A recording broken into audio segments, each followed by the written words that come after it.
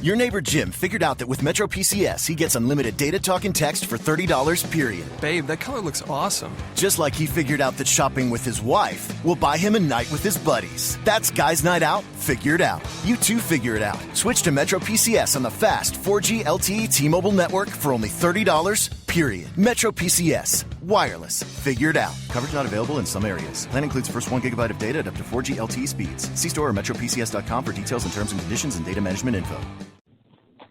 Blog Talk Radio. Live from Fort Bragg's backyard, this is the show that put the 110 Nation on the map.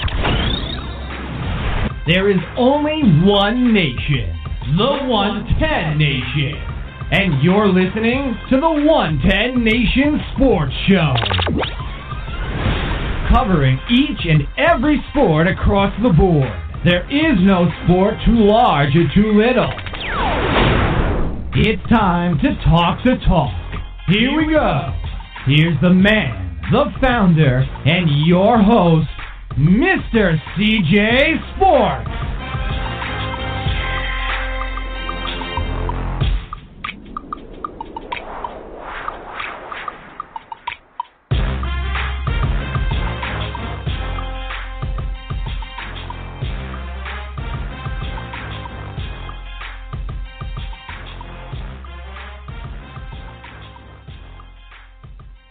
I want to welcome everybody to the 110 Nation Sports Show. I am your host, Mr. CJ Sports. You can follow me at DJ Sports 1. You can follow the 110 Nation at 110 Nation. Also check us out on Facebook, my personal fan page, Mr. CJ Sports, the 110 Nation fan page, 110 Nation Sports. Also check out our Facebook group, the 110 Nation. And you can also check us out over at www.110nationsports.com. or also www.the110nation.com for all the latest going on here at the 110 Nation. Monday. Tell you what, big night. Big night for us Cleveland Cavalier fans. We are doing something that, trying to do something that has never, ever been done before in the NBA, and that's watch a team come back from a 3-1 deficit. How much nicer would life be if Cleveland would have put the effort into beating the Golden State Warriors in Game 4 and be able to go 2-2 with Draymond Green rightfully so getting suspended for Game 5. Talk a little bit more about that here in a little bit, but definitely would have made life a lot easier would have went into Game 5 with a 2-2 tie. No Draymond Green in Golden State, so you could steal that game that you had to win at least one of them in Golden State. Now you got to win 2. And then come back to wrap things up in Game 6 in Cleveland. The path was set for you guys. And the one of the dirtiest players ever to play this game, Draymond Green, made it possible. And you just couldn't put things together. And unfortunately, now you got to dig out of a 3-1 hole that no team has ever done before. And tonight begins that journey in Golden State at the Oracle Arena. Let's see if Cleveland Cavaliers steal one. How interesting would this be if they steal one, go back to win one at home to force in Game 7? Will we see? Will we see the Cleveland Cavaliers be able to put up 3 straight games? You know, we got this conversation at work, and it was one of my coworkers. It was one of the customers, and we were sitting there talking. And, you know, my honest opinion at this point, in order to watch this Cleveland Cavalier team be able to win this NBA Finals, LeBron is going to have to play probably the most selfish basketball that he has played in years, probably since the last time he was in Cleveland when there was nobody. And it was him and a bunch of D-League players at best, and watching them go to the finals, and then watching him take them to the playoffs year after year, and even with the D-League players at best still dominating the Eastern Conference, winning 60 games and whatnot.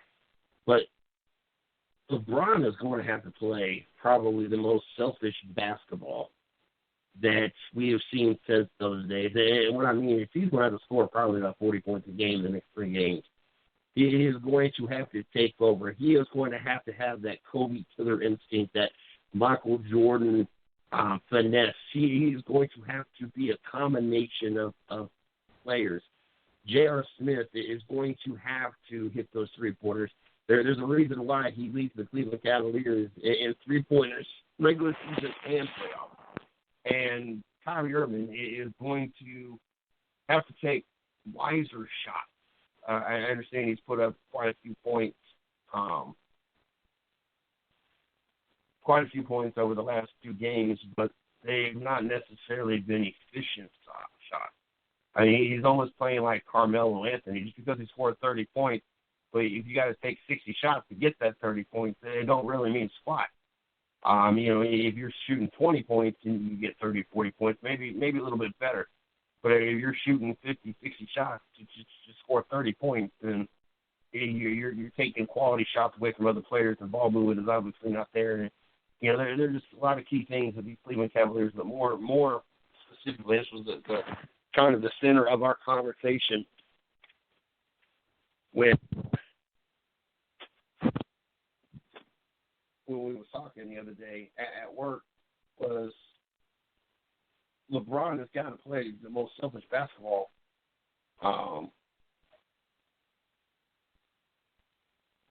Probably the most selfish basketball that he has played, not only this season, but pretty much probably since he's been back to Cleveland, or even before, even with Miami. In order, he's got to take over. He has got to show the world that he is the king. That there has to be a killer instinct. There has to be the LeBron James, the king, the chosen one. He's got to play up to that status. And if he doesn't play up to that status, then really, once again, this whole season is for nothing. And the Golden State Warriors will repeat. And Golden State Warriors, you amuse me. A group of guys that want to act as hard as they try to act together, probably the biggest fancy that's ever watched basketball. You can't even be physical when you guys play. You guys got to play in a dirty manner and cry victim at the same time. That's like that girl at the party that gets drunk and it's all over every guy out there, but as soon as she has sex and then remembers having sex, then she cries rape, even though she was falling to it and down for it at the time. But once she realized that, maybe this wasn't the guy that I really wanted to sleep with last night, then it could be in mustard. I would never, no. And that's kind of how the Golden State Warriors are. We're going to get physical, but we're going to do it in a dirty way. But then when other teams play physical with us, we're going to rage and we're going to yell. They're playing too rough. It's not how basketball is. Just shut up.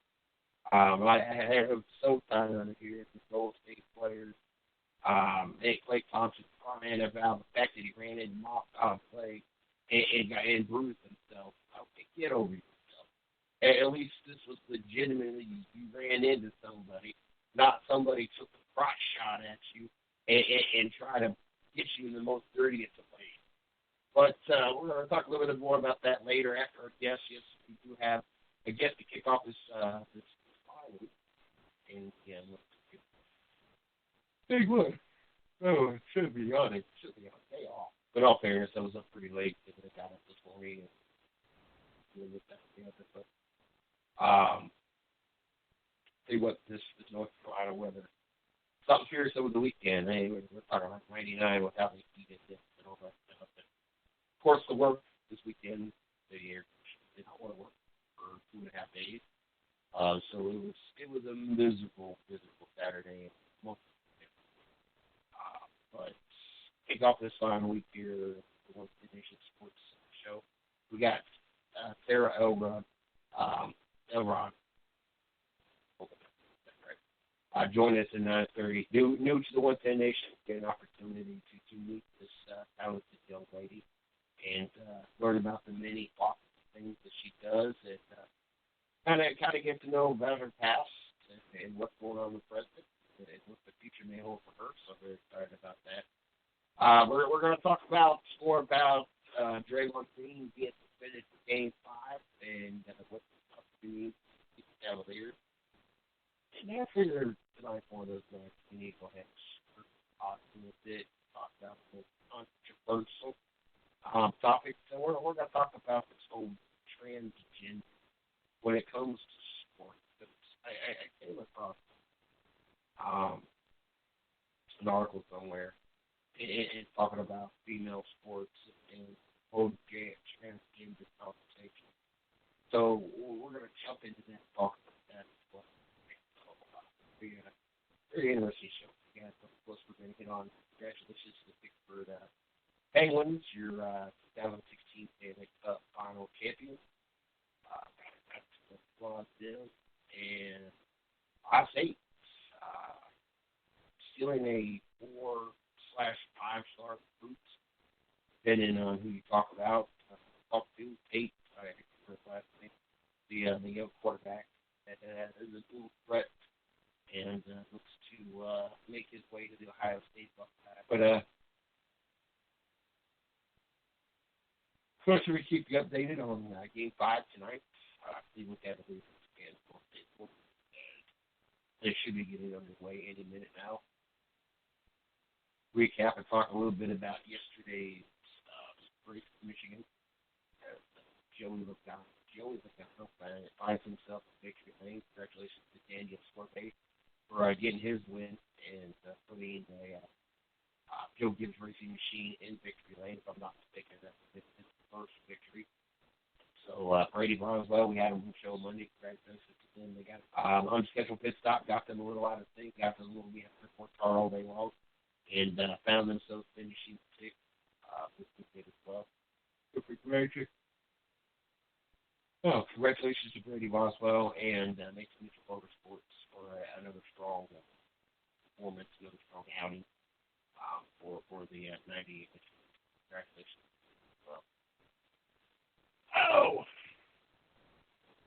Goodness.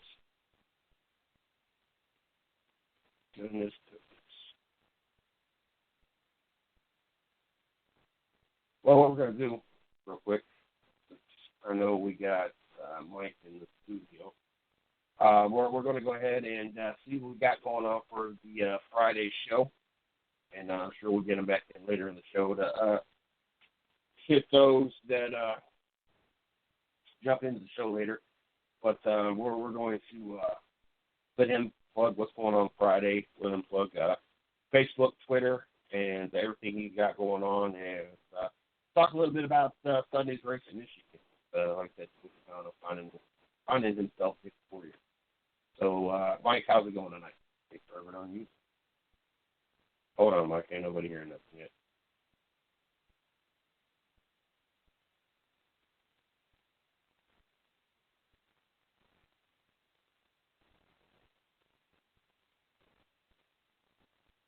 Oh.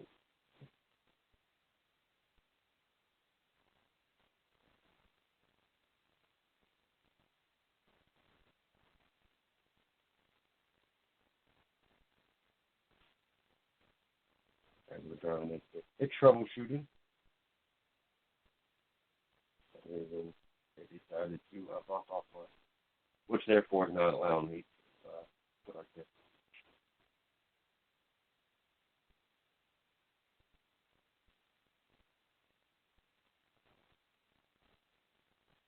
It's not work how I want it to work.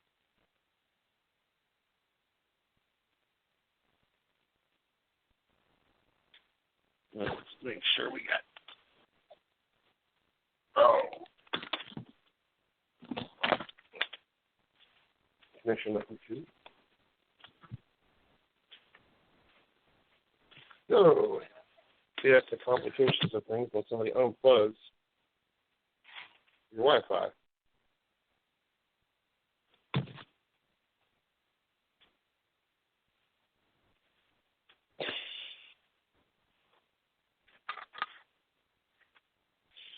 Oh.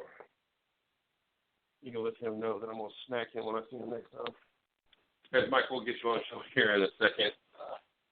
Somebody was unplugging something and unplugged the Wi-Fi, so therefore disconnected everything. That's why I won't let anybody in the studio.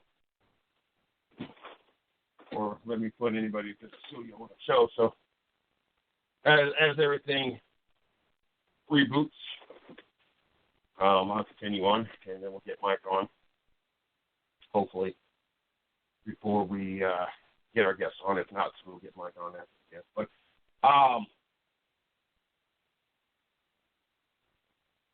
take this moment to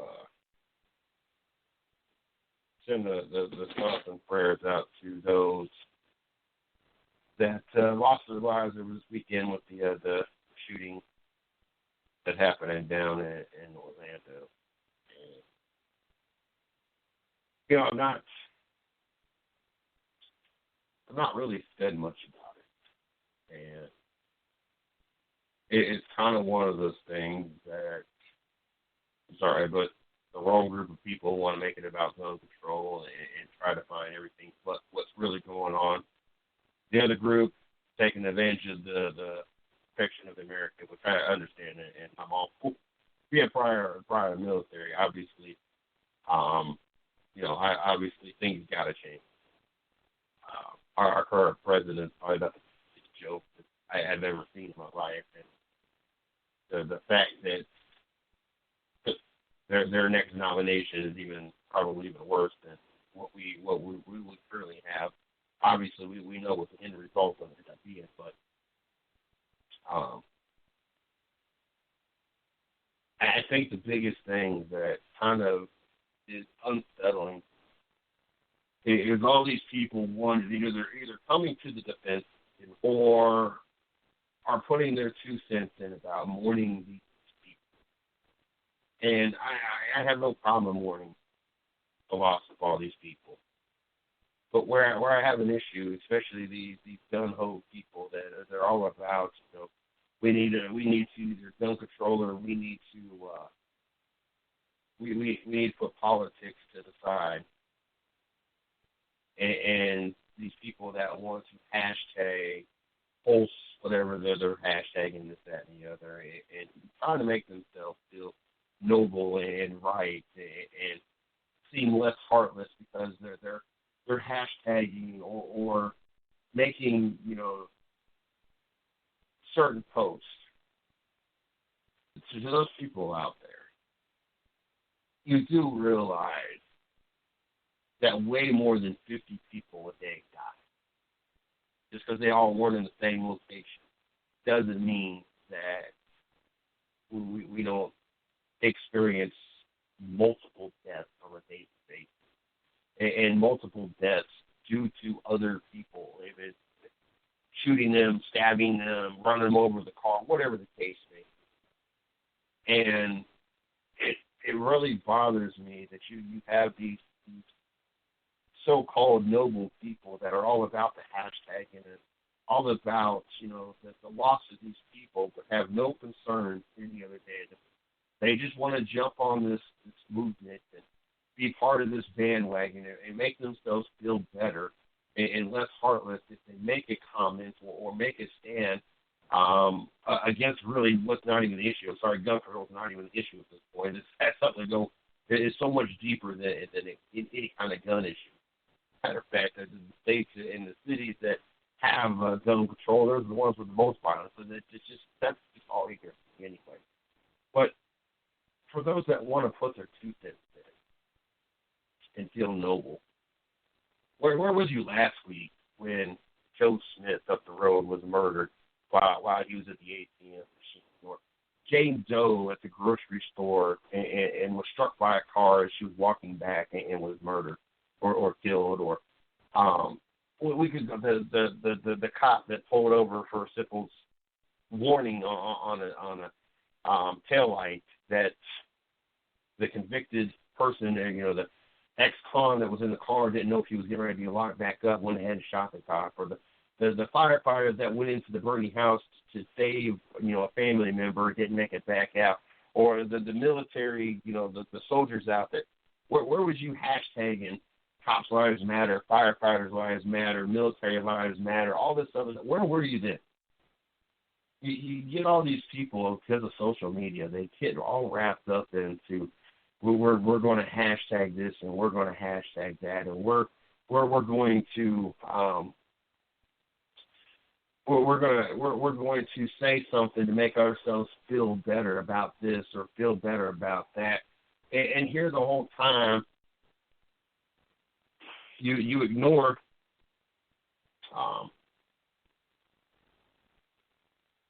here the whole time, and Mike, I'll get you on after since we got her coming in about 5 minutes. The whole time, all this has been going on a daily basis. And so where was you posting about the loss of this person or loss of that person?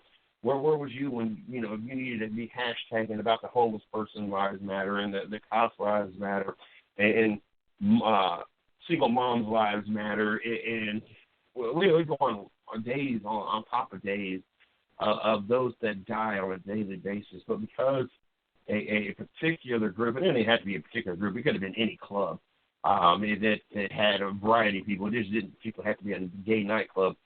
But because it is, now all these people come out of the woodworks and want to feel, I'm all about, let's hashtag, these lives, Pulse Lives Matter or whatever they're hashtagging, this, that, and the other.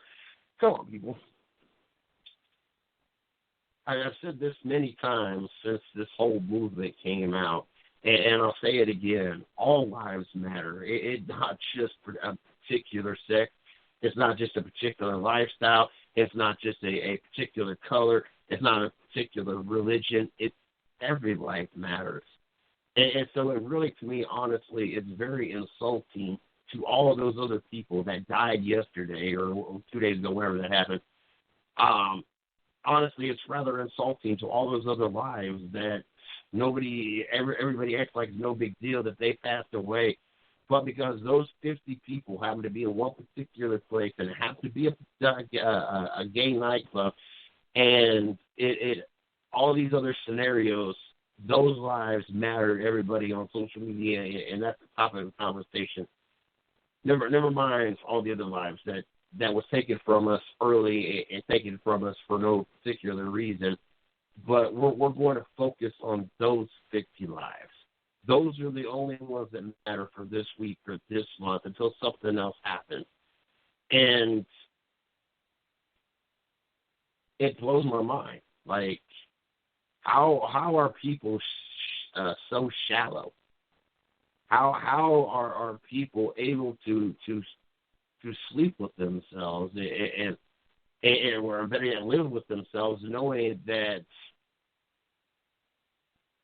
only when it's quote unquote cool, only when it's a trending thing, do you hashtag about anybody that we've lost, or write a post about anybody's, losing anybody out there, unless it directly involves you, unless it's one of your direct family members or your personal friends. You never see anybody hardly ever post about it.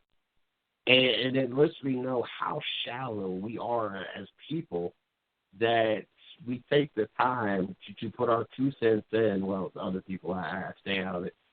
Well, it shows me how shallow people are when they put their 2 cents in about something just because it's trending or it's the cool thing to do for this day or for this week or for this month, versus having a legitimate concern.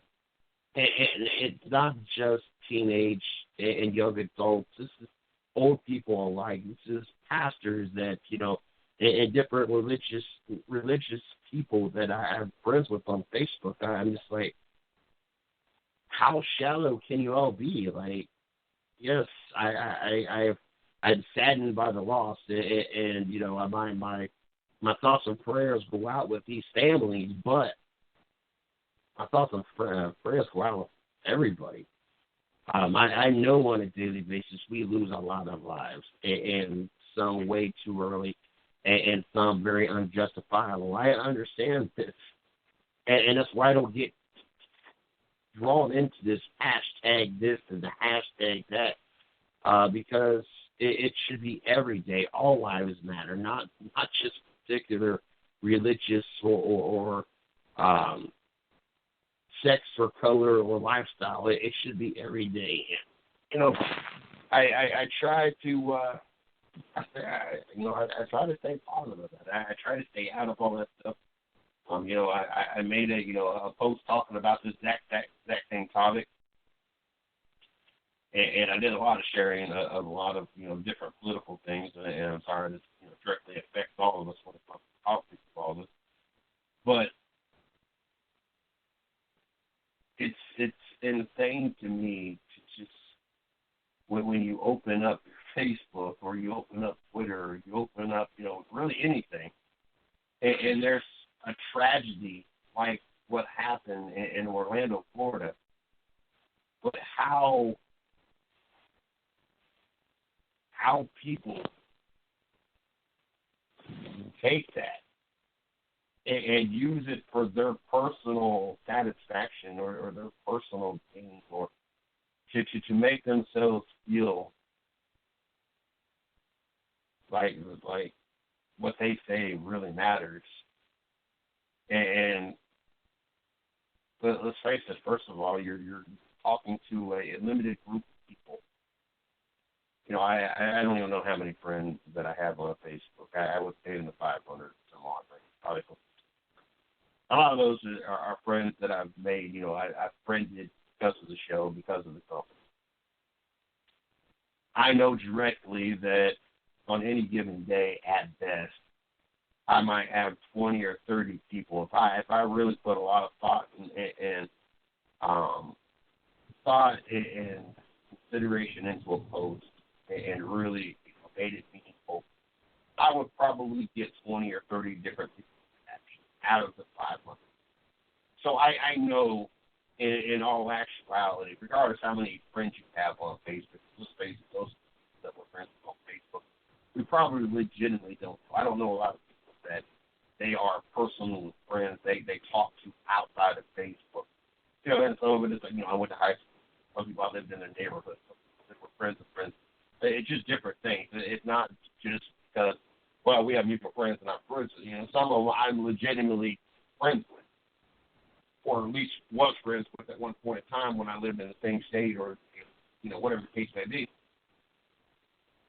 But that right there shows me how little my word is actually used, and how irrelevant I am really when we talk about the millions and billions of people that live in the world. So for someone to sit there and ramble off all this garbage and make themselves feel like they are so noble and so heartful and means so much to them. They're so passionate about what happened this weekend. Well, you're only making yourself sound like this to a very select few people. I would say legitimately in any given Facebook scenario, probably 20 or 30 people out of all the people that and some of them doesn't like it just because. I think things get posted on Facebook and get 1,000 or 2,000 likes, and it was really just stupid stuff. But just because of who they are, just because everybody else liked it, because they had to feel cool as well. But I don't know. Every time that I feel that some sense of humanity has been restored, and then we have some unfortunate event happen, such as the shooting down in Orlando. And the next thing I know, that the humanity is gone, and it's really a wake-up call that a lot of these people say a lot of things just because they want to hear themselves speak, because they want to see if they get a reaction out of anybody, not because they care, not because these people sitting behind their computers actually are saddened or they feel the pain at such an event like what happened in Orlando. Because if it truly affected you, and it truly mattered, you would talk about the loss of people every day and hashtag different things versus just breaking until it's a big massacre or a big unfortunate event such as Orlando, such as London when that happened, and I forget what the other one happened at.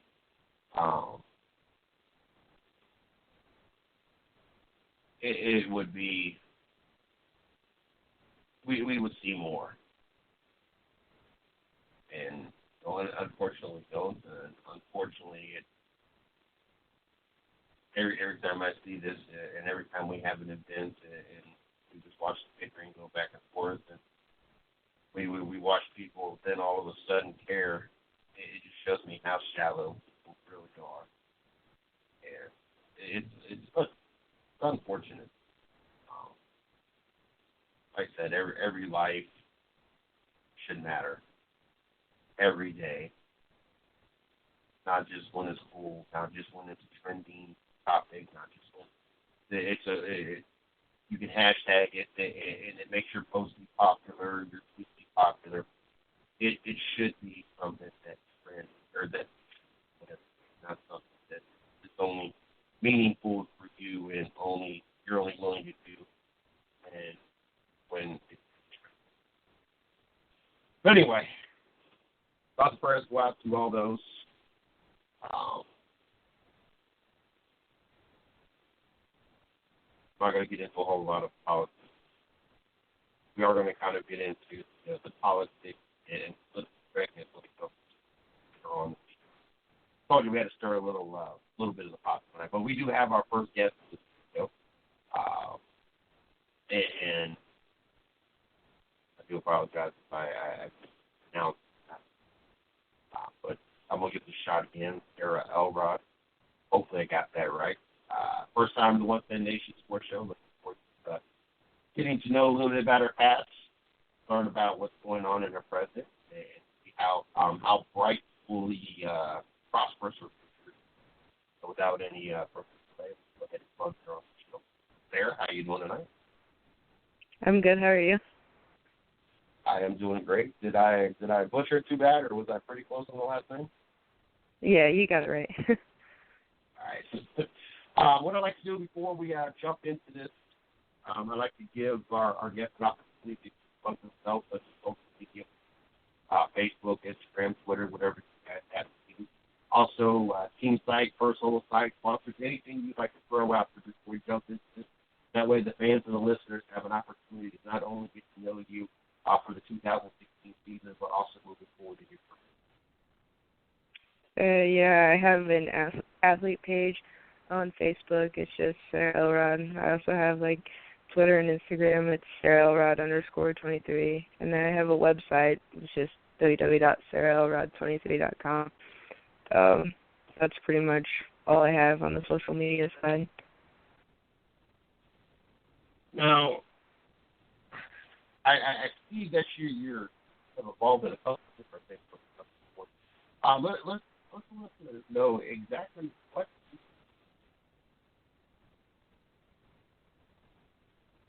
Oh, did I lose you?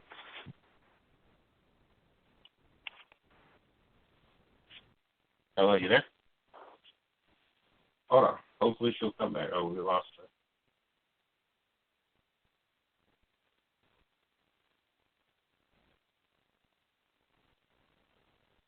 There we go. We got her back in the studio. Let listeners know exactly what you do, and I know you do a couple different things when it comes to sports related. Let listeners know exactly what you do. The phone's cutting out really bad, so it's hard to hear what you're saying.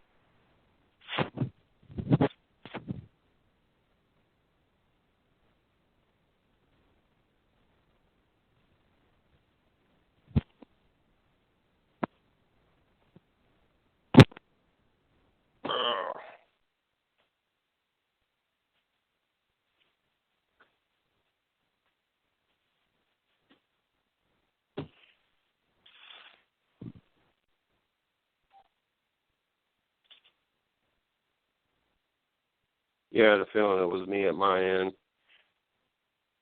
using a different phone tonight. I have a feeling it might be the phone that I'm using tonight.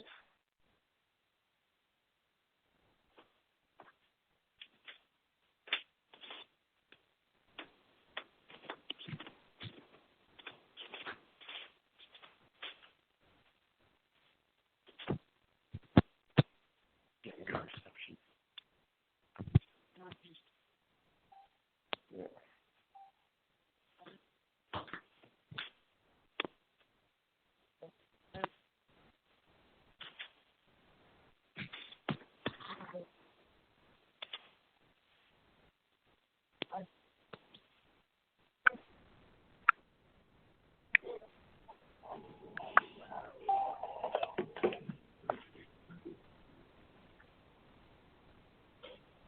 All right, hopefully this is better. You let me know, Mike. I got Mike in the studio. I was trying to get him in the studio before we lost our guest. And we might have lost our guest for the night, but I switched phones. Is this any better, Mike? Yeah, yes. All right. Yeah, we unfortunate that because of everything, I'm not going to go into the long details of all the misfortunates that have happened here at the 110 Nation studio, more specifically the CJ and Shorty household. But needless to say, the bank screwed us out of about $360.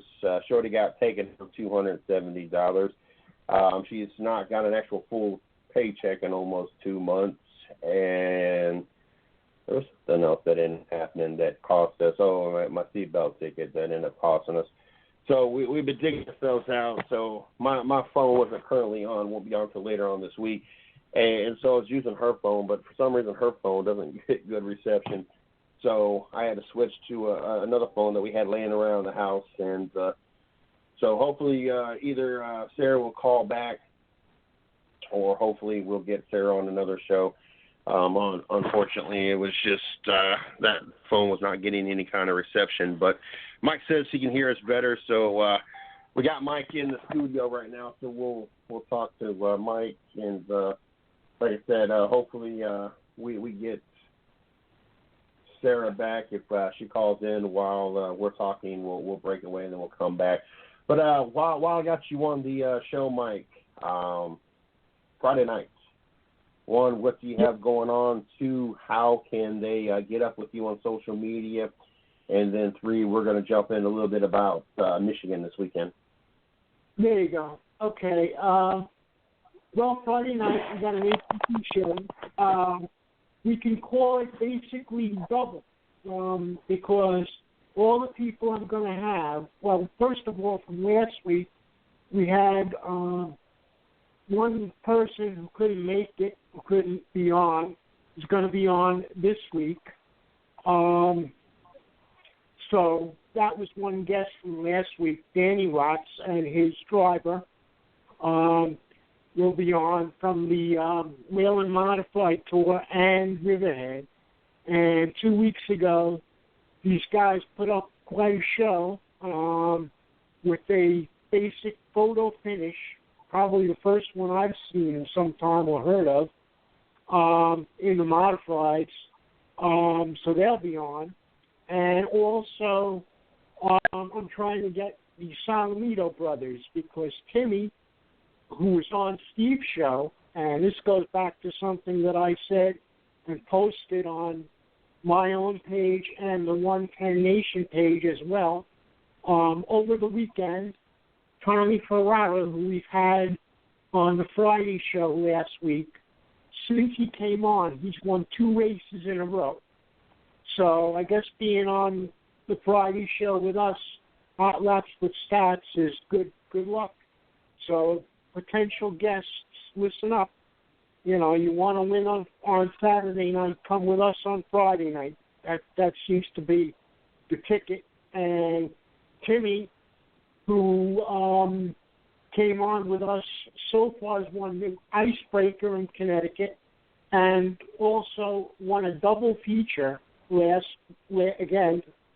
Saturday, 2 nights ago, at Riverhead Raceway. So it seems like we're a good luck charm to a lot of people, but I'm trying to get the brothers on because Sean was the other half of that photo finish, and Timmy, of course, winning Saturday night. So, and then there's also somebody who won a legend race on Saturday night at Riverhead, and then went Sunday to Pennsylvania and won a race at Evergreen in Pennsylvania, which is like an hour away from one of our other hosts on the 110 Nation, Maureen. She lives up near there. I don't know how close she is to that track, but he spent the weekend racing on Saturday on Long Island and then went up to Pennsylvania and also won a legend race. So I'm trying to get hold of those two people for the second hour. It should be an interesting show, CJ. And hopefully, like I said, if anybody wants to win on Saturday night on Long Island, come with us on Friday. That's what it looks like. Definitely sounds fun. I want to give everybody a update real quick as the Golden State Warriors and the Cleveland Cavaliers have finished the first. They finished the first. First, Golden State is up 32-29. So we'll definitely keep you guys updated on that throughout the show. This weekend at Michigan, pole sitter ended up winning the race. I didn't have an opportunity to catch a lot of what went on this weekend. Daniel Suarez, first victory, if I'm correct, right? That's the first time that Daniel has found himself a victory. Am I correct? Daniel Suarez, correct? Yep. And he's been second, probably not. If I would say, I don't know, percentages, 20 to 25% of the time, he's been second to Kyle Busch when Kyle won in the beginning, and he's basically finished second in a lot of the races. And last Saturday came through, so everybody was waiting for him to, get a win, and he finally got one. And it looked for a time like he was going to be second again, and then he ended up, getting a good pass on the leader. I don't remember who was leading at the time, but the last couple of laps he came on and won. So that was his first win, yes. But he's one of the promising younger kids that are not running cup races on Sunday, but he's like the original or younger nation. I want to say nationwide Xfinity people. I don't know. I have a mental block with Xfinity, but he's one of the ones that don't run cup yet, but state is a basic Xfinity driver, and he finally broke through. So usually when it's somebody from Xfinity, it's like Eric Jones or him lately that's been fighting for the lead. So, he finally broke through and got a win. And I posted about him, and a couple of other people did I was on the 110 Nation page also, so you can keep up with that because I'm one of the moderators, and I always try to post what's going on with all sports, but also with that, on Saturday, because what I do is I'm with Steve's on Steve's page with the thread, and then I swing over and take care of the 110 Nation page also. So I spread the information, so to speak, and on either page. So. Ironically enough, this weekend, last weekend, Chase Elliott was in serious contention due to his restarting abilities, and it seems this weekend that might have cost him a chance of getting his first victory, and likewise, the restart domination by Joey Logano helped find him in victory lane. How key were those restarts for Joey Logano this weekend?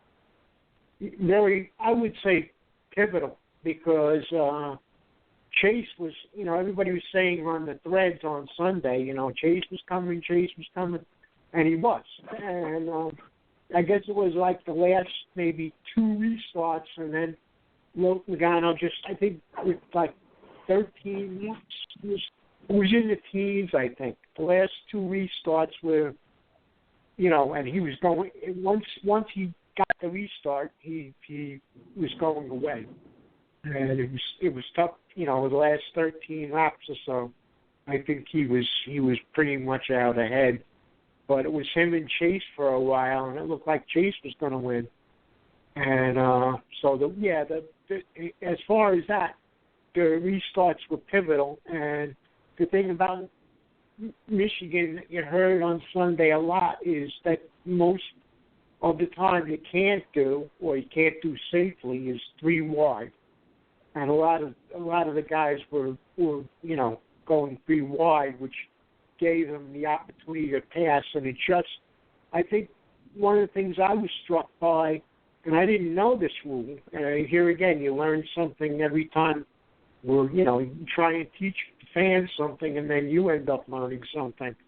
Because Logano won the pole, I think they said he started outside. He took the choice to start on the outside instead of the inside pole. So I guess the rule is if you win the pole, you have the choice of starting on either outside or inside. And I didn't realize that at first. But he actually moved to the outside. So obviously, this team picked up something in practice that the car, at least to start with, was responding better on top than on the bottom. And an update real quick, on top of everything, like she always is, because of our technical difficulties at this end, Miss Sarah was unable to be on the show tonight, and we've already got her rescheduled for next Monday night, so we will have Miss Sara Elrod back on next Monday night. So got to thank Miss Lee for being on top of that, and I got to thank Miss Sarah for the understanding and able to reschedule and be next Monday night with us. So definitely want to put that out there, and definitely got to thank her.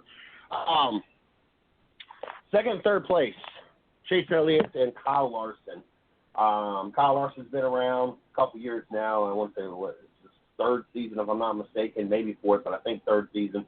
Chase Elliott, a rookie, very impressive so far. I think these are, and I've talked about this a couple, I want to say maybe 2 seasons back, that the talent that is coming out is very promising for NASCAR. I can see the Chase Elliott versus the Kyle Larson versus the Austin Dillon. We got the older drivers out there, the Tony Stewarts, the Gordon who retired, the Kyle Edwards, Matt Kenseth, those that are getting in their late 30s, 40 years old.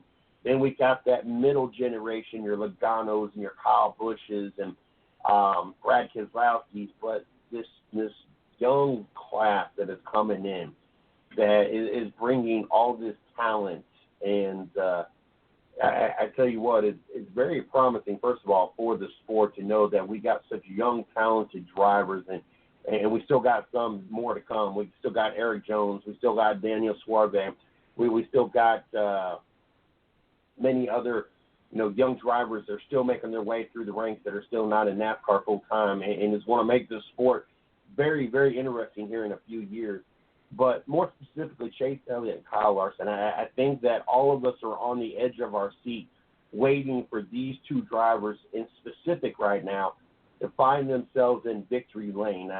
Kyle Larson, we've been, his rookie year, we all sat on the edge of our seat all year long hoping that he was going to find himself in victory lane.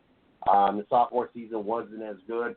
Chase Elliott, last 2 weeks, he's found himself, and then I want to say he finished 3rd last week, 2nd this week, and keeps finding himself getting ever so closely to putting that 24 Hendrick Motorsports Chevrolet in victory lane. If you was to take a guess at this point, Mike, which one of these two drivers do you think we're going to see in victory lane first, Kyle Larson or Chase Elliott? A lot of people are saying Kyle Larson, and something just struck me when you were talking about Kyle Larson. I saw something in one of the posts today. Again, I'm not sure where I saw it. I have to take note of the actual page next time I see it. But Kyle Larson failed post-race inspection. And I have to look into why that is. But I just saw that, like, in the middle of the day today, that he failed, his car failed post-race inspection, and I don't exactly know why.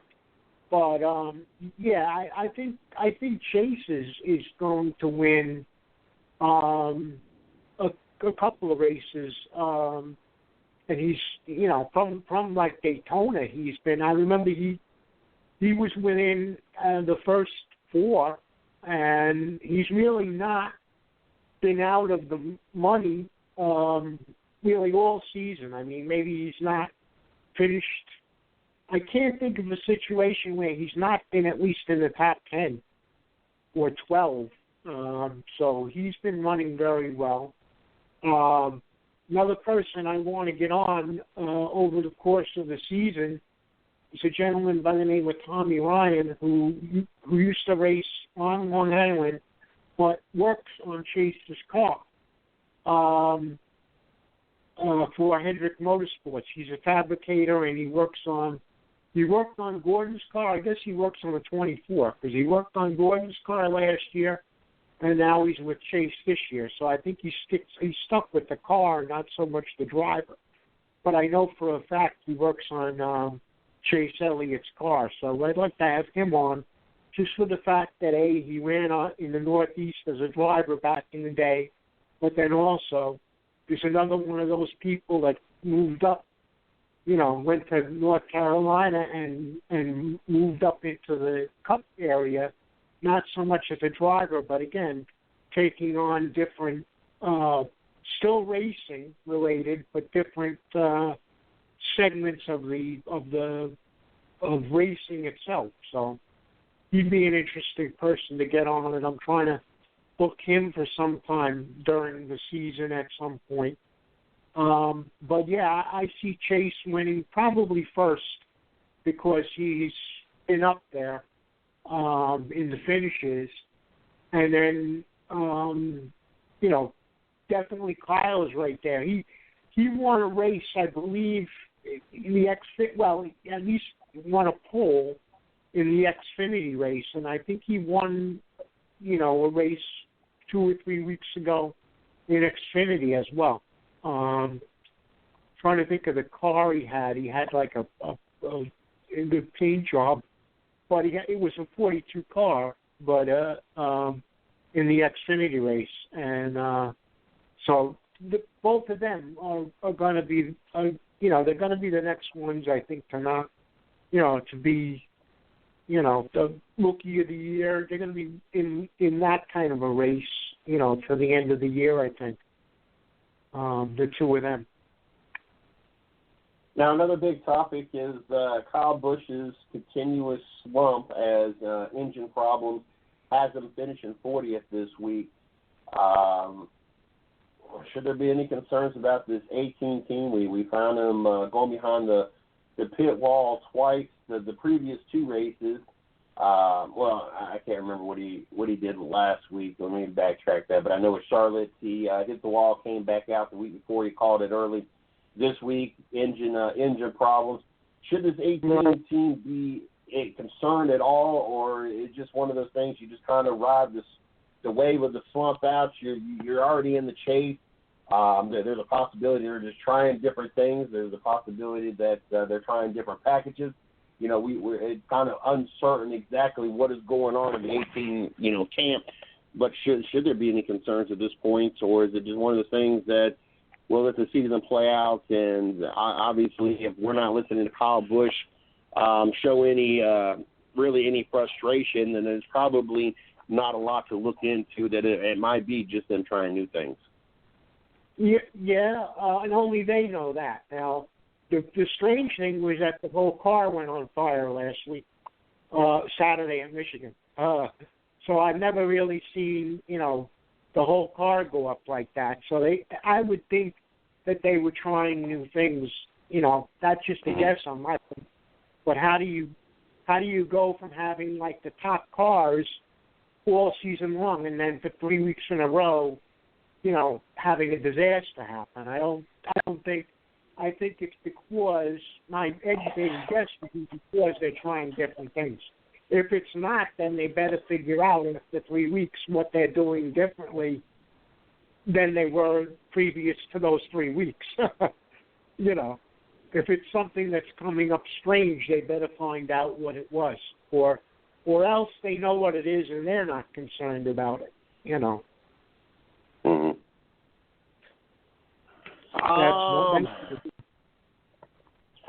Unfortunately, to our situation in the studio, we weren't able to do Rubbing His Racing tonight. I did get to watch Days of Thunder take his place, where I kind of came up with Rubbing His Racing as one of the for the title of the show, but didn't get a chance to sit with Steve and talk earlier, so this is kind of my opportunity to get my NASCAR fix for the week. Any other headline news or anything big from this weekend from the NASCAR world that need to be talked about? Well, I think the big thing that everybody was posting about was on Saturday was because we have a lot of guys that were rooting for him, and guys, people like Maureen. I almost said guys like Maureen. People like Maureen that have been, pulling for him all year on the threads. So there was a lot of, happy people for him. And then we had one guy on there that's been on with us all year that says he saw him, follow him on TV anyway in Mexico. I don't know where he got, the cable channel or what to get the tracks in Mexico, but he was following him maybe in the media, I don't know, from his time down there. So that was the topic of discussion as far as Xfinity. And then again, Sunday, I think Junior running well, but then having the accident happen too, and it just, I don't know whether we'll go back to the original statement you made, CJ. Is it something that all these teams are trying now to get into the chase, or after they are in the chase, are they trying new things, or what is it? And, Junior is amazing. Not that I'm an anti-Junior person. I'm not anti any driver, but it just amazes me that the man is, first of all, he's a popular driver every year, and secondly, he gets all these endorsements. He's in 20% of the commercials, and for a guy who does not win that often. And what you were saying earlier in the year about Earnhardt and how they capitalize on their name, I think Junior is one of the ones that capitalize and use his name. And I guess, rightfully, if you can do it, I guess, because the fans certainly follow him, and it doesn't seem to matter that he's not winning as much as, he used to. But that's a situation where the name serves him well in terms of endorsements and other off the track things. I know he's good with the fans and everything, and rightfully so. But that's a case of where he seems to have popularity even when he's not winning. So that's even to the degree that he is right now or not right now. And his popularity remains up there. So, we'll see what happens later on in the season. But I just think that some of these teams are going to get straightened out as far as what's happening with their car. I think it's a mixture of what you said. It's a mixture of them or making sure they can get in to a chase, and doing new things if things aren't working, as presently. Maybe it'll try different things in track or go by their notes or whatever, to see what they did in prior years.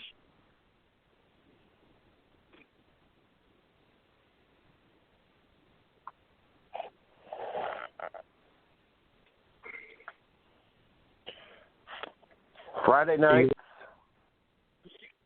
Yep. Okay. Friday? You there?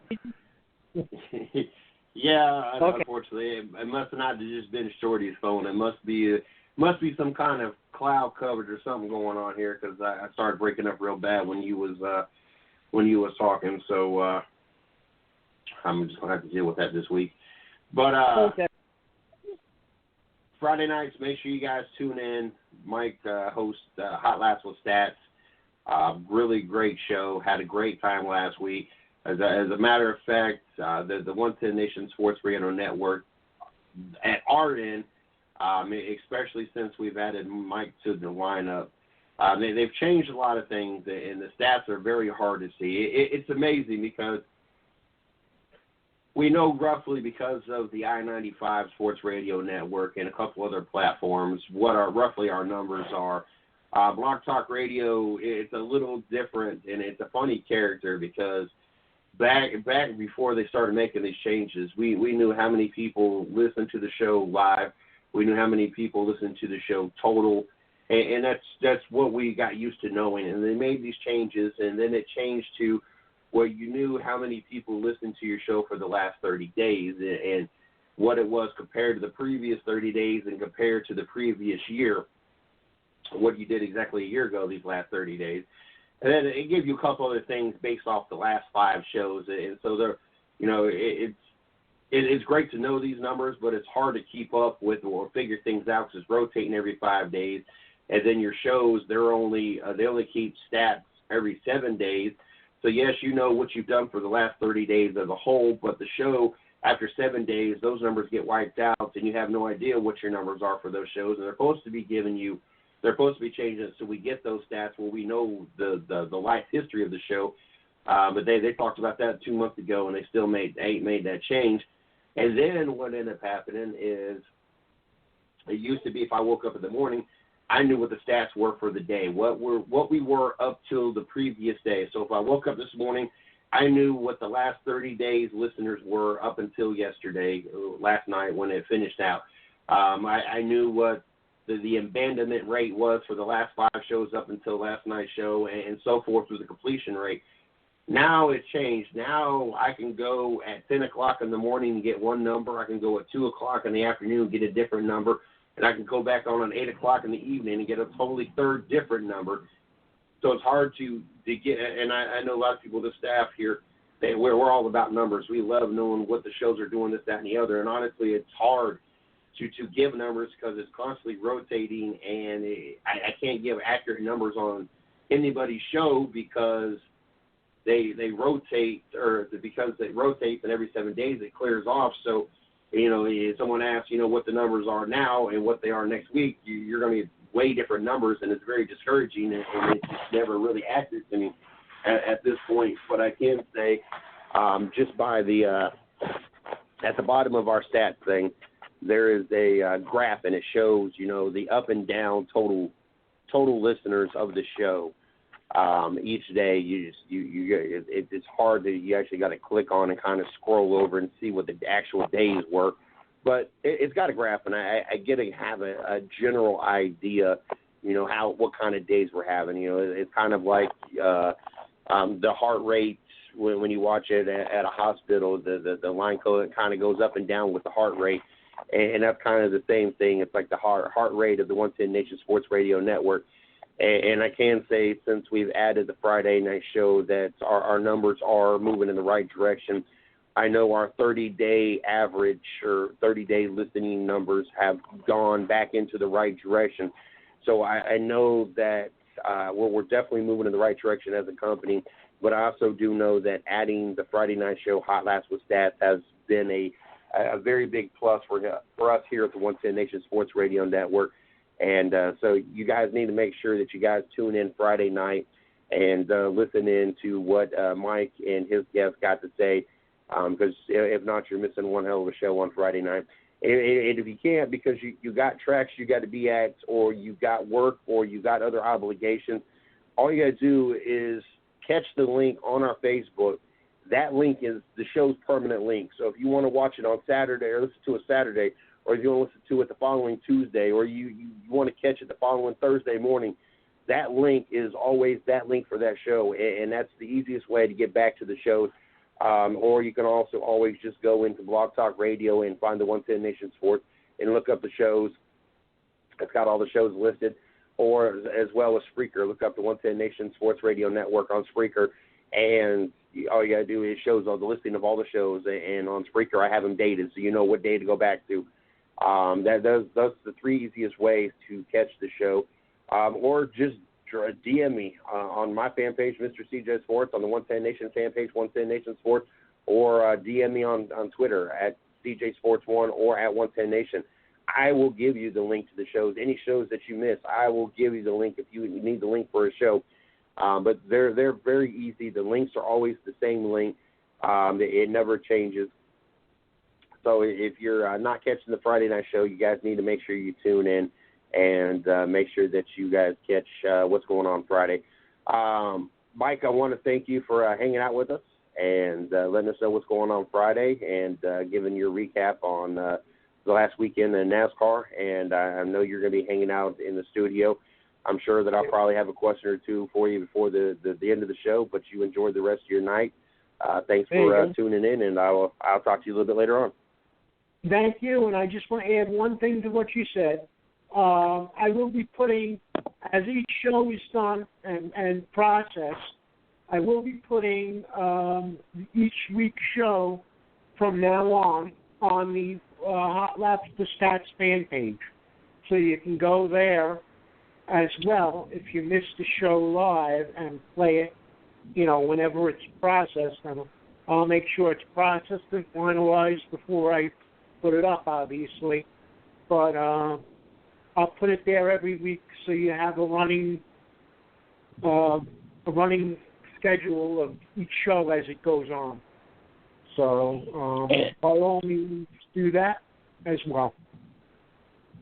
And message me. I know you were missing one of them. Message me again what show you were looking for, and if you can get a date on it, the date, and I'll get that over to you so you can get that posted as well. But enjoy the rest of the night, and I'm sure we'll be talking throughout the show, and I'm sure we'll be talking after the show. Okay, CJ, thank you. Yes, sir. Don't forget, you can catch the 110 Nation Sports Show Monday through Wednesday, 9 p.m. Now, there is a catch-22 that might be happening on that. For all those that do know me personally or have listened to the show long enough, know that I work for the Circle K, the gas station chain. Not the most glamorous job, but a job I enjoy. I love my job. I get an opportunity all day long, 40 hours a week to talk sports. And I know, whoa, what? You work at a gas station? No. My customers come in, they know what I do. They know about the 110 Nation. They know that I'm a Cleveland everything fan. Some of my customers that come in, they just call me Cleveland. Some of them call me Mr. CJ Sports. Whatever the case may be, I truly, and this is why I don't care that I don't have the most glamorous job. This is why I don't care that I don't have the best paying job out there. I've been offered better jobs since I've worked at the Circle K and originally the Kangaroo. And I've never cared or worried about leaving my job because I have finally found a job that I enjoy. Not a career, not like the 110 Nation and what's going to be our career and a lot of ours, our retirement plans, I guess, is what we're kind of looking at. But an actual job, and it's been very, I've done bouncing gigs, and for a while I loved the bouncing gigs that I've had, but after a while it just gets repetitive, it gets old, it's a hassle. I've had a couple other jobs that I've enjoyed at different parts, but I've been with this company for 18 months and truly, genuinely loved my job. I don't like getting up at 4:30 in the morning on Saturdays and Sundays to get my stuff packed up so I can go to work because, with the financial situation here at the 110 Nation, or more specifically in my household, I don't have the luxury of just buying food out all the time. So I get up at 4:30 in the morning. I packed my lunch. I took a box of cereal with me and just bought milk at work. So I had my breakfast and my lunch taken care of. I come home and do the eat thing when I get home for dinner. And dinner late. I actually kind of do 2 dinners on the weekends because I don't usually get up at 5 o'clock in the morning or 4:30 in the morning. So I usually eat by 6 o'clock on the mornings I open. So therefore, that puts my lunch about 10-ish o'clock because you think about it, if you get up at 8, 9 o'clock on a normal day, by noon, 1 o'clock, you're eating lunch. Well, okay, my stomach is going still on 4 hours of being awake, so I'm ready to eat what is normally my breakfast time, but now is my lunch time. And so therefore, lunchtime or a little bit after, usually about 1, 2 o'clock, I'm ready to eat my dinner, which would be normal lunchtime. And so therefore, dinner time, I'm eating a second dinner. So genuinely, I eat a little bit more on the weekends. It's just because my hours have been shifted. But I genuinely love my job. I love my customers. I'm kind of I'm not going to say an icon in this town, but Shorty and I have discussed on the show before, or I discussed about it. We went to Walmart the last time. I must have ran into 10, 15 people. I know, like half the time I'm at Walmart, it is spent me talking to what is essentially my customers or former employees of many jobs that I've had. I'm not going to say many jobs. I've only worked 3 other jobs in Spring Lake in 20 years. But I'm a face that a lot of people know in our town. And just because the jobs that I had, and it's funny because I am not the most people person. Like, my ideal living situation is to be out in the middle of nowhere and not have to deal with anybody. That's idealistically me, but I am a really, really good people person. And I excel at customer service, and you guys listen to me on the show with our guests and how well I excel with talking to all these different athletes. For someone that is so anti-people and want to be by myself, I am so good at talking to people and being around people. And really what this is all about is right now, Monday through Wednesday, 9 p.m., 110 Nation Sports Show. Boss Lady got asked Friday, if she wanted to move to a higher volume store that one of the other general managers was putting in their 2-week notice. He has 2 weeks vacation, will come back and finish his 2 weeks, and wanted to know if she wanted his store. And, she called to talk to me about it Saturday because she's still kind of up in the air, which I told her, don't talk to me about it until you know, because I don't want to get my hopes up on anything. But what will end up happening is I will get promoted within my store, and I will become the general manager, which would be great. All this financial talk that I've talked about in our household, that would cease to exist because I would double my pay, and it would actually be more of a legitimate, whole situation. Hoping that I will be the one that gets to have that position, as I've stayed in this store, and it's the only store I've worked for the purpose that I did not want to go anywhere, that once I became a store manager, I wanted to run the store that I was in, that I feel really comfortable. I know that I shouldn't feel this way, that I know that any given day I could be robbed, but I don't worry about it probably as much as I should, because I have been to this store so long, and there's so many customers that do love me and do so much for me. In our time of financial, distress, I've had customers hand me $100. I've had employees hand me money, just trying to help out so we could ride through this unfortunate time that we got going around right now. And starting this week, things are going back in the right direction. Shorty's getting full-time checks now. I'm getting my checks back because it's done paid off the bank and them screwing us over. Just getting past all that stuff. And so my district manager knows that's, I've made it perfectly clear, that's a couple times that I've been up for promotion, that I didn't really want to go nowhere, that yes, if I got the opportunity, I would take it. But honestly, I just wanted to stay in the store that I was at. I wanted to run the store that I was at.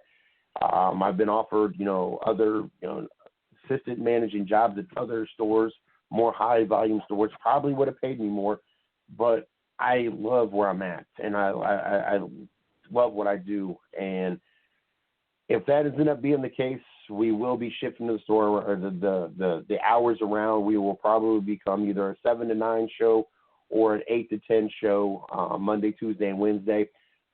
Thursday night, Steve's show, Racing with Big Sweat, from 9 to 10.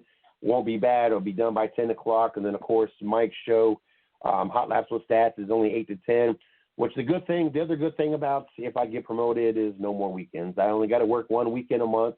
I will work 5 to 3, basically Monday through Friday. So that will be the reason why I will be moving the show up if this happens, because I'm not going to be on the air until 11 o'clock, get everything downloaded, send over. It'd be 12, 1 o'clock, and then have to turn around and get up at 4:30. It is not going to happen. Idealistically, I would love to make the show go to a 7 to 9, preferably, 8 to 10 if I must. That way I could be in bed by 11 o'clock at the latest. At least I'll get 5.5 hours sleep. I'll be able to go do the work thing, be able to come home, maybe catch an hour nap, then do what I got to do with the kids and get ready for the next day, or ready for the show and ready for the next day. So right now, Monday through Wednesday, 9 to 11 p.m. Eastern Standard Time. If we have a schedule change and we go to an earlier shift, earlier show, one, that'll mean that I got the promotion, and there'll be some relief coming. But two, that'll be the reason why we shift the hours, is because I will be getting up at 4:30 every morning versus just 4:30 on Saturdays and Sundays, and the rest of the days I get up when the kids get up. So keep that in mind. Like I said, Thursday nights, Racing with Big Sweat at 9 p.m., 9 to 10, and then Hot Laps with Stats Friday nights, 8 to 10 p.m., and then Happy Hour Garage at noon on Saturdays. Sundays, we are still working on what we're doing on Sunday. A lot of things going on this weekend, and I was just wore out from Saturday. Where my job, the air conditioner was out for 2.5 days. Saturday I was wore out, and I joked when I left work talking about no kids, but they ain't got no money, can't go nowhere. It kind of sucks because didn't have no kids. They went to the grandparents. One went to one grandparent, one went to the other. Had a free house, could have done whatever I want. Had money. I could have went anywhere I want. Shorty was at work. It was a free day. I laid down at 4 o'clock on Saturday, and I didn't wake up until about 10 o'clock Saturday night, long enough to kind of get up, get showered, and walk around for a little bit, get something to eat. Then I was back asleep, as I had to be back up at 4:30 Sunday morning. So I just didn't really do much at that point. I had already slept the day away, but this is why a lot of wasn't done this weekend, between being worn out from having no air conditioning, but two, just being worn out, period. I ended up sleeping a lot of the weekend away that when I was home, especially with no kids. But we're going to work on figuring out what we're going to do for the Sunday show. And if I do get this promotion, I think we're going to have a couple other things going on. I think there's going to be some rattling around with the 110 Nation and what we got going on. So make sure you guys keep that in mind and listen in for that. Got to thank Snafu Seasonings for being the official sponsor of the Thursday night show, Racing with Big Sweat, 9 p.m. Make sure you guys check that out. You guys tune in, call in, be part of the show. Steve will hook you up with a bottle of Snafu Seasoning. No preservatives, all natural. Make sure you guys check that out. Also got to thank Fit for Life. You can check them out on Facebook, Fit for Life. You can check them out at www.fitforlife.com. 24/7, 365. Get your gym on. At the halftime, I got to put this in there. At the halftime at the Oracle Arena, Golden State Cleveland tied at 61. I said LeBron James is going to have to step up, score about 40 points. Well, he's on his way to doing that as he scored 25 already by the half. Kyrie Irving, 18. J.R. Smith with 10. On the other side, Klay Thompson's got 26. Steph Curry 13, and Iguodala has 10 points. So we'll keep updated throughout the rest of the show on that. But we'll definitely get something working on for the Sunday show. Definitely got a few other things in the works with the new schedule. Make sure that you guys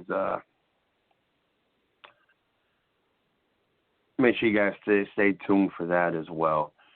What we got going on here?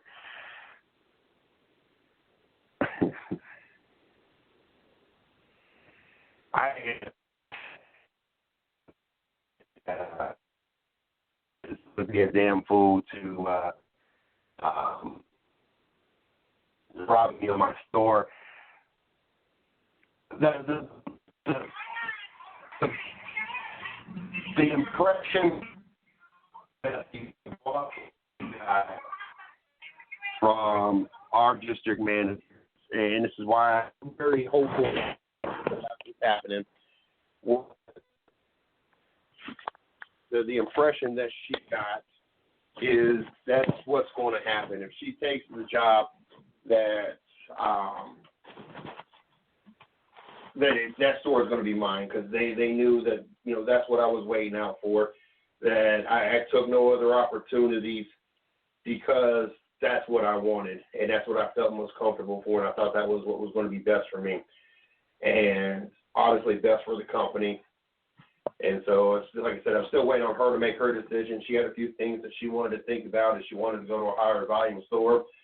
Did she really want to basically start over and have to, clean house and reorganize another store? Because that's one of the reasons, I think they're kind of glad that he's leaving, because he was very unorganized and very not clean. I might say he's a dirty person, but you can walk into one place and wow, this is a nice clean facility, and then walk into another one and be like, yeah, I've seen better kind of scenarios.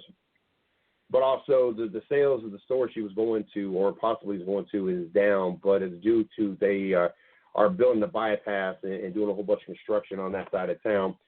And, she was informed that her numbers now are getting ready to be compared to the construction, because it's been about a year now. And as a matter of fact, moving forward, your sales are actually going to be up, because they're not too far from being done with the construction. Therefore, you're going to you're increasing the sales, because they're not going to be there no more. So hopefully, like I said, hopefully she takes it, and hopefully it all falls in place. Market, can give me the store for lower volume, increase and is up in for straight. But we're one of the lower volume stores in town, and he just felt that if I had took over the other store, that I was basically taking a demotion, even though it's for a store manager versus being an assistant, and that I would probably be bored with it from my past experiences. I've been a general manager for many years in different places. So hopefully that all works out. But anyway, let's talk a little bit of sports before we wrap things up. We've managed to talk a little bit about everything tonight. I saw something on social media, and I never really thought about this. And it kind of made me think more and more about this particular topic. And that's talking about transgenders when it comes to sports. And disclaimer before we get into this whole topic, because this is one of those topics that people for some reason are so sensitive and get butthurt so easily about, and it leaves me shaking my head, because it's not really that sensitive of a topic. There are so many other topics that are so much more sensitive and so much more important out there to even be butthurt about. But anyway, a little bit about Mr. CJ Sports before I jump into this. Yes, I have a religious background. Yes, I grew up going to church. Yes, I believe in the King James Version Bible. Yes, I'm pretty set on what I believe when it comes to my religion. But with that said, I am not the typical Christian or the typical church-going person in that I do not judge people. I was raised to not judge others, that there's only one person that does, or only one being, whatever you want to call God, that does judging, and that's God. It is not my place to judge. I might not believe that abortion is correct, but it's not my place to judge somebody. I might not necessarily believe homosexuality is right, but it's not my place to judge. With that being said, yes, one of my exes had abortions before we were together. That's her business, not my business, and it wasn't my child, so it's really no. It's not somewhere for me to judge. Just like I've had many gay friends, I've stayed at gay people's houses. I really don't care if you're homosexual or if you're heterosexual. It's not my business. Yes, I might believe a certain way, but I'm also not a hypocrite, nor do I judge people based off of their lifestyle or their mistakes or their life choices, whatever the case may be. That's just the way I am. And the same thing with transgender. I really care, but I'm also a firm believer. What you do to your body or what you do behind closed doors should stay behind closed doors. Just like nobody wants to hear my sexcapades with Shorty, or nobody wants to hear my past experiences with other females, or this, that, and the other. And we can go on about 20 different topics that is really nobody's business.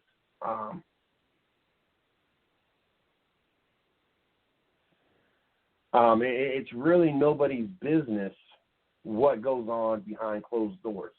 And I feel the same way. I don't care what your sexuality is. I don't care what your lifestyle is. I don't care what your stance on abortion is. It's none of my business. It's not my place to judge.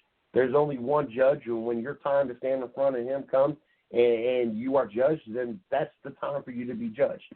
Outside of that, it's not my place, so I really don't care. So with that being said, we got that out of the way. I came across an article last week about, and I did think about this when all this transgender stuff came out. But the more and more I think about it, the more and more, you know what? There's a legitimacy behind this complaint and this whole article. And this is in reference to the ladies being upset because boys that become females or boys that identify themselves as a female are now playing in female sports. And regardless if you chop off your thing, or regardless if you identify yourself as being a female, if you're born a male, you have different bone structure, muscle structure, or physical attributes than a female does. Now, I'm not saying that there are not females out there that are stronger than males. I'm not saying that there are not females out there that are more athletically gifted than males. I'm not trying to say that, but let's be honest, though, at the same time. Majority of the time, the male has the bone structure, the bone structure, and the muscle structure, and the athletic capabilities that a female doesn't have. That's just a fact of life. There's a reason why there's not women from the WNBA playing in the NBA. They're just not going to keep up with the guys. They're not physically able to. The guys are honestly the guys. It would probably be ridiculous how many block shots there would be. Just because the guys are taller, just because the guys have longer arms, just because the guys could jump and dunk. I mean, it's not been too many females over the years that have been able to dunk. It's just the build. That's all there is. It's not a knock on females. It's not saying that, after 20 years that the WNBA should fall apart because it's great. It gives a lot of gifted athletes, female athletes, to be able to play a sport that over 20 years ago they weren't able to play. I have no problem with that. I have no problem with Danica Patrick, Johanna Long, Jennifer Jo Cobb, Hannah Newhouse, Sarah Cornett-Ching, who we're going to have on this week, Sara Elrod that we're going to have on tonight.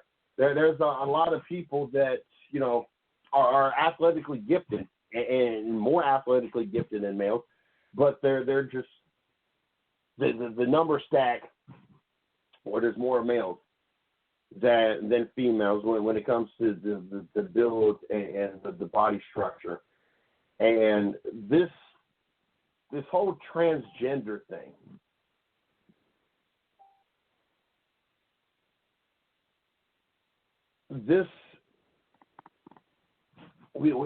we've had this topic of conversation.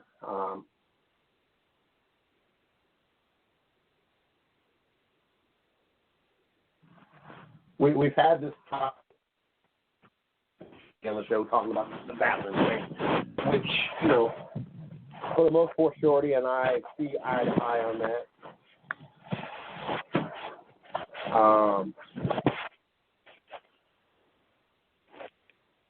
Exactly. But we both agreed at the same time that it'd be a cold day in hell before a grown man is in the bathroom with either one of our daughters. That should be a cold day in hell. This is going to happen. And so, you know, like I said, I have one of my customers, one of my regular customers.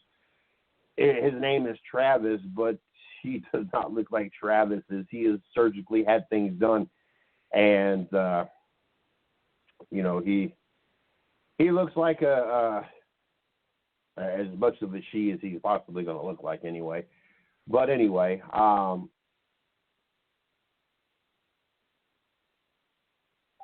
there are certain places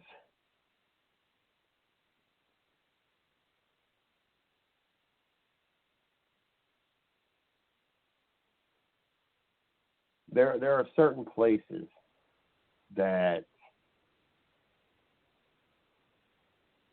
we have to draw the line when it comes to full participation or what we allow when it comes to transgenders. Bathroom being the one of them. Sports, after sitting there and reading this article and thinking about it, has to be another one. Because one, after sports, that usually leads into taking showers. And I'm sorry, but the girls' softball team is not going to want Harry in there with them taking his shower just because he identifies himself as a female or just because he went through some surgery. They ain't going to want him. And so forth with the male team. They're not going to want some female that thinks she's a dude. And, you know,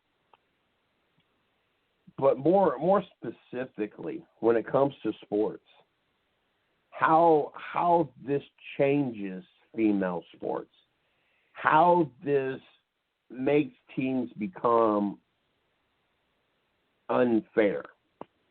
I mean, let's say just for argument's sake, I'm going to use two high schools that are from my hometown, just so I have two high school teams to throw out there.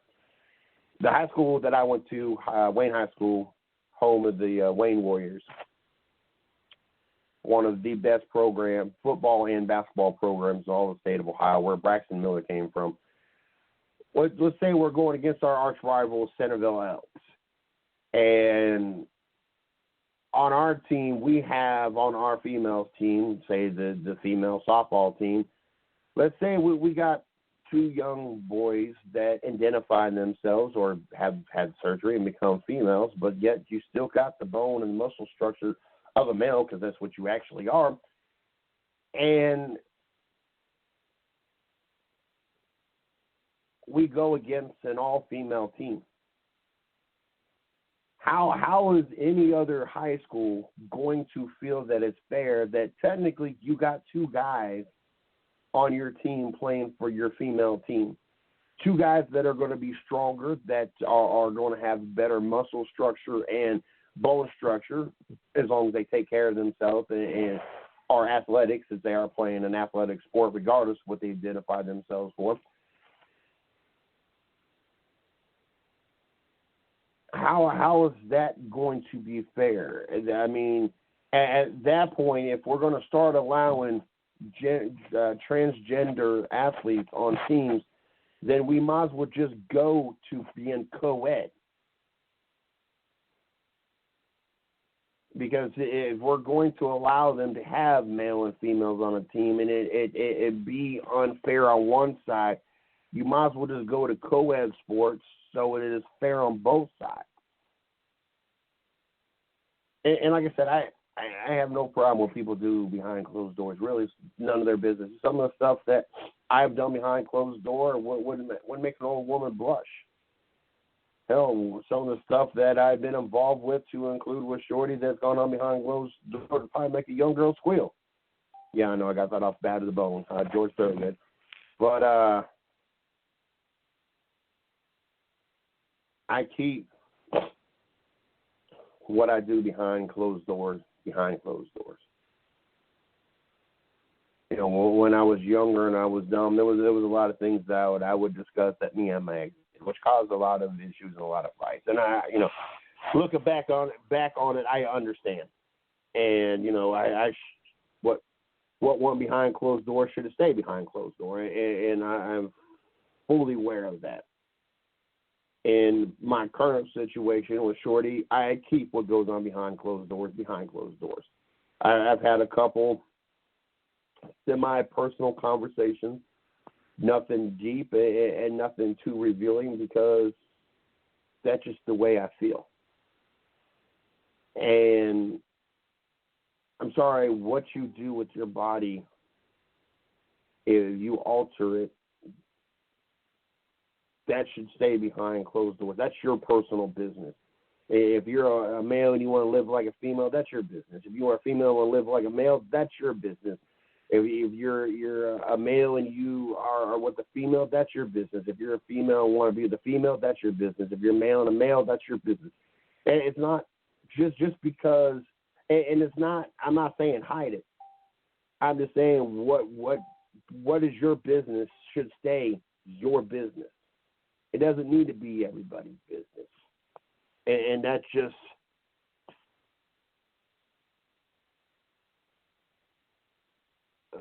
what I feel about it and how I feel about it. And so,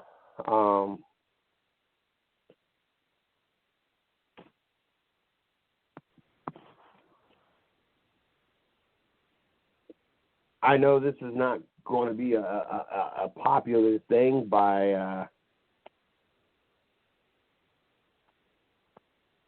I know this is not going to be a popular thing, but I'm sorry, I just feel that you can't have a male, regardless how he identifies himself or what he does surgically, playing on female teams. You start stacking the teams in favor of all these teams that have transgender players, because now you essentially got males and females playing on the team. And yes, like I said, I understand that there's a lot of young males and males, period, that have no business ever being playing anything athletic. They just don't have the gift. And I understand a lot of the males that identify themselves as a female, there's a really obvious reason why they identify themselves as a female. But with that being said, you still have the structure. You still have the physical makeup of being a male. Therefore, you still have an unfair advantage, especially if you take advantage of that. And I just feel that when it comes to being politically correct, there's not a place in sports to happen, because we want to encourage young females to play sports. We don't want to discourage them. We want to continue having the WNBA. We want to continue having the Women's Hockey League, the NWHL, or however it is called, the Women's NHL. We want to encourage us having our Danikas and Jennifer Jo Cobbs and Hannah Newhouses and Amber Balkans and Natalie Deckers, and we can go on and on and on, of Allie Kearns and Mega Rittenhowers, and we can go on. The list goes on forever. The young female athletes we know, and the Benji Martins and I can't think of Kenny Martin's wife's name that plays the female full contact football. All those that are part of the LFL, those that are part of all the women's football leagues out there. We can go on the women's soccer USA team, your Hope Solos and Alex Morgans and your Serena Williams, the Williams sisters, and we can go on and on of all these gifted and great athletes we have out there that we don't want to discourage, and that's all it's going to do is discourage these young ladies from playing sports if you start allowing the males to play with the females and dominate on the female side because of how they identify themselves. I'm sorry, that you just are. And I think that we're getting to the lines and the points that we need to stop and allow females to just be with females and males just be with males. And this is just one of those lines that we need to back off of before we lose and discourage all these talented women and female athletes that we have out there. We're finally getting an opportunity to see it, and we're finally getting an opportunity for the sports to, kind of really get involved. I know the WNBA has been around forever, but look the headlines and what has changed in NASCAR since the beginning days to where they are now, and even more specifically over the last 5 years, how the female drivers are just all over the place now. And we can talk about what the Williams sisters have done for the tennis and how much they have changed tennis. And we can talk about golf, and we can go on. And we don't want to discourage that. It is great to have a variety. It's great to have an opportunity to see some of the most gifted athletes out there play. And before we didn't get they weren't allowed, or it just wasn't a lot of attention paid to it.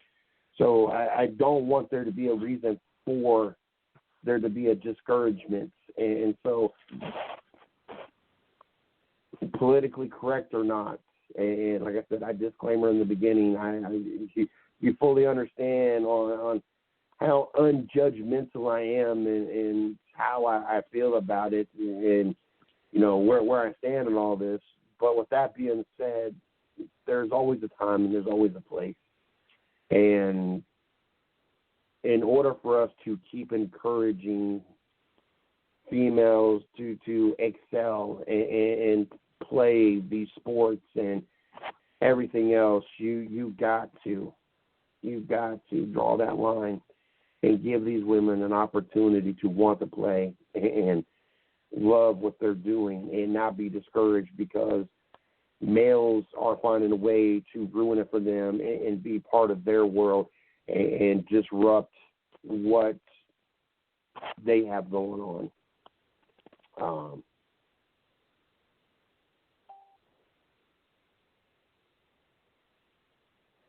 Mike pointed out the part that when famous people do it, like Jenner, Bruce Jenner becoming Caitlyn Jenner, and encourage others to do the same. I don't care that Bruce Jenner did what he did. It's really his business. I just wish that it would have been blown into such a thing because it's really nobody else's business. I'm sorry, but what he did not change anybody's life. People were still going to do what they were going to do. People are still going to identify themselves however they want to identify themselves. I really wish that they wouldn't have made him the woman of the year, the man of the year, whatever the hell they made him. I wish it wouldn't have been blown up into this big ordeal because really, when it's all said and done, he, she, whatever it is, has got to answer to God for why he did or she did what he did or she did. And he is the only person that gets to judge Jenner. And it's really nobody else's business. I mean, when it's all said and done, it really is not anybody else's business. If you want to cut it off, if you want to tuck it, nip it, slip it, cut it, whatever, tape it, it's nobody's business. And just like all those people hashtagging and throwing their 2 cents in about the Orlando shooting, this was another one of those topics that everybody, just because it was something trending, they want to put their 2 cents in on. And a lot more of it was made of it than really, honestly, truly should have been.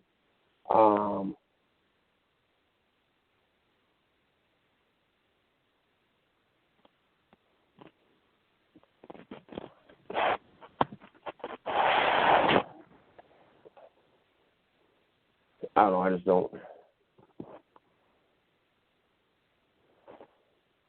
don't feel that everything is everybody's business, nor do I feel that it's everything. It needs to be part of everything, and males don't need to be part of female sports. Females don't need to be male part. And when I say that, I mean that males don't need to be on female teams, and females don't need to be on male teams. If you got the NBA and you got the WNBA, there's a reason for that. If you got the NHL and the NWHL, you got a reason for that. It's not that I'm saying females can't play male sports or males can't play female sports, but there's a reason why they are divided, and it's got to do with the body structure, the muscle structure, and everything else. Could you imagine how dominating LeBron James would be in the WNBA, or can you imagine how dominating Patrick Kane would be in the NWHL? I mean, it just is what it is, and there's a reason why they're separated, and there's a reason why it needs to stay separated. On a more positive note, and I'm sure when Shorty had this conversation with me, as we got Sarah Cornett-Ching joining us tomorrow night. Looking forward to having her back on the show. We have had her on the show, I want to say probably 4 or 5 times, and I know she had the last race was a pretty rough race, if I remember correctly. Something happened. I can't remember, but we're going to get her on the show tomorrow. Going to have her hanging out, and looking forward to that. And, of course, we got Izzo that's going to be wrapping up the 2016 NHL season, and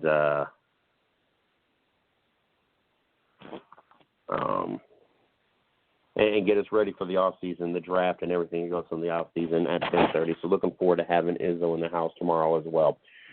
We got this. As Cleveland is up 74-71. Come on, Cleveland. And obviously, LeBron James listened to me talk at some point. Said he needed to go off. Well, he's already got 30 points, and they're still halfway through the third. As 30 points with another quarter and a half to go. LeBron's going to have that 40 to 50 points. I told somebody LeBron is going to have to go off, and that's what's going on. As looks like LeBron and Kyrie Irving are going off. LeBron James 30 points, Kyrie Irving 26 points. Kevin Love just 2 points. I said Kevin Love needed to have his time minimized, and that's what.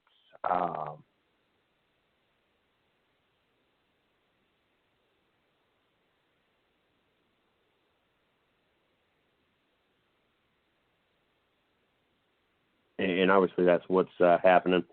3-pointers, the Cleveland Cavaliers are 7-17, 41%.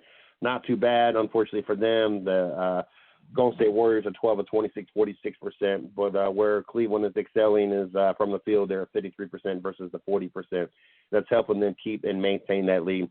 But Shorty, we had this conversation last night, and I'm gonna wrap up with this. And I thought it was funny and interesting because it's not too many times that someone admits things like Shorty admitted last night. You know, when people first talk to me, they kind of get this impression that, you know, I just, to myself, I don't give a lot of thoughts into things. And a lot of people just think I'm an ass. I mean, I'm just going to put it out there. LeBron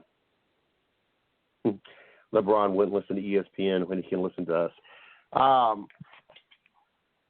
And that's just kind of the way I observe a lot. And that's kind of the way I've been over my lifetime. You know, I spent 4 years in the military. Took me from the great state of Ohio to North Carolina. I spent a year overseas and a combination of Bosnia, Croatia, and Hungary. Come back to North Carolina. I get my second job. So I worked 40-plus hours at my second job, still in the military, hung around a bunch of guys. Then had general managing job after general managing job, bouncing gigs for 10 years. I've been around a lot of people. I have witnessed a lot of things. I just, you know, I have dated my fair share of women. I've listened to a lot of people tell me their problems, but listen to my fair share of problems and try to give the best advice possible. I have a lot of knowledge in my head, and a lot of people just don't realize this. And of course, Shorty's been a little bit younger. You know, she's not gotten the life experience, and you know, for the longest time, unfortunately for her, she thought a lot of things I was saying was just out my butt, and I was just saying it to saying it. And unfortunately for her, almost everything that's come in my mouth has come true. And this is not just sports related. This is just talking about everything in general, from so-called friends to different situations to parenting to kids to you name it. You know, I have my opinions. The last time I just keep to myself. I just observe people, let them do their thing, and just kind of shake my head and say, what the WTF, or, you know, just those kind of things. And it was just interesting last night to be sitting there, have an opportunity to talk to Shorty and listen to her openly admit that I'm a lot deeper, and there's a lot more go on in my head, and there's a lot more knowledge than she realized when she walked into this relationship 2 years ago. And I think that it's hard for some people at times to understand and take me. That's a prime example. The last three females that Shorty has called her friends, I've called it out, all three of them.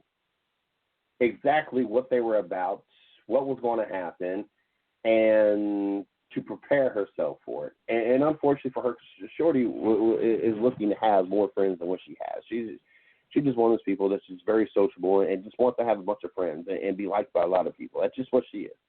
Me, I could care less. I could stick to myself. I can just, you know, contain myself to what goes on in these four walls, and honestly, I'd be fine with it. And unfortunately, all three of the situations played out exactly how I said they would play out. And it wasn't to the last situation that she really realized that, you know what, I got to start listening to you more, because you see it coming a mile away. And it's just because I let people run their mouth. I observe people and how they live and their body language when they're doing certain things, and how they talk when they're being true and what they're not. And fortunately for me, I've been around enough guys. I get to experience that more, because unfortunately a lot of guys are more guys than not are BSers. And so I've gotten to pick that up. And to hear her last night, you know, openly admit that, yes, if more people thought like I did and were more like me, this world would be a much easier place to live in. Because even when you talk about religion and politics and just my views on things, and you know, like I said earlier in the show, just because I grew up going to church, it just because I believe certain things, doesn't mean that I shut my world out or turn my back to the, you know, people and their lifestyles. Just because I don't necessarily believe abortion is right doesn't mean that I hold it against anybody or judge them for it. Like I said, my ex, she had one, if not two, before we got together. It wasn't my business. Just like I've had many, like I said, many gay friends. I might not agree with it. I might agree that a relationship is meant to be between a male and a woman. That might be just my belief. But I have had many gay friends, nor am I going to turn my back on any of them because I don't judge people like that. And, sitting there last night talking to somebody and to have her admit, you're a lot deeper than people give you credit for. You're a lot deeper than they ever would have imagined. And, if people thought and went about life the same way you did, this place would be a much different place. I just kind of sat back and was like, wow, I never realized that, my thoughts, my beliefs, my actions, were really that deep. I just, like I said, I just normally keep to myself, and if I'm asked, I'll give my opinion, I'll give my thoughts, and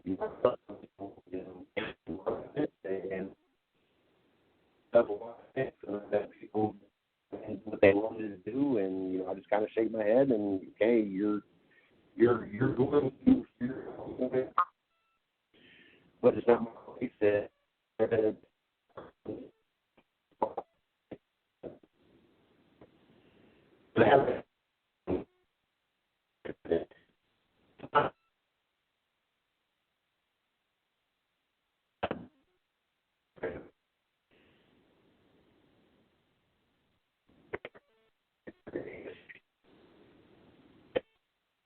well, you did.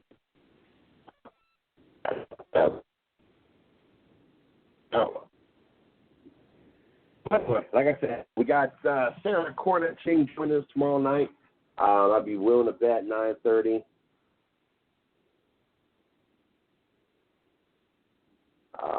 We will have a confirmation on the link for the show tomorrow, but I would say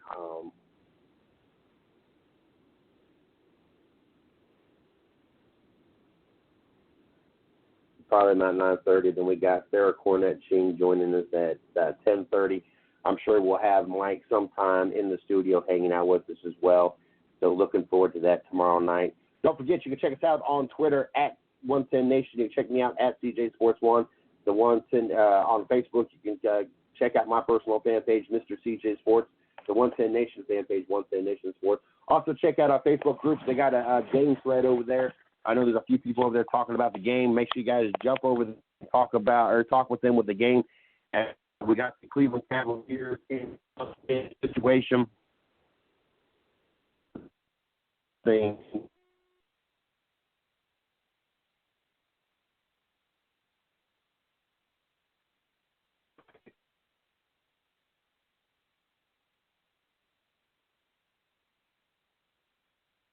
Hey, it's Flo, and this is my impression of a drill instructor directing a musical.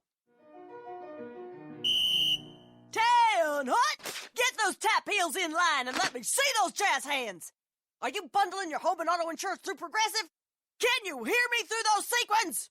Bundle your home and auto through Progressive and save. Left, left, left, and step ball change. Progressive Casualty Insurance Company affiliates. Home insurance provided and serviced by other select insurers.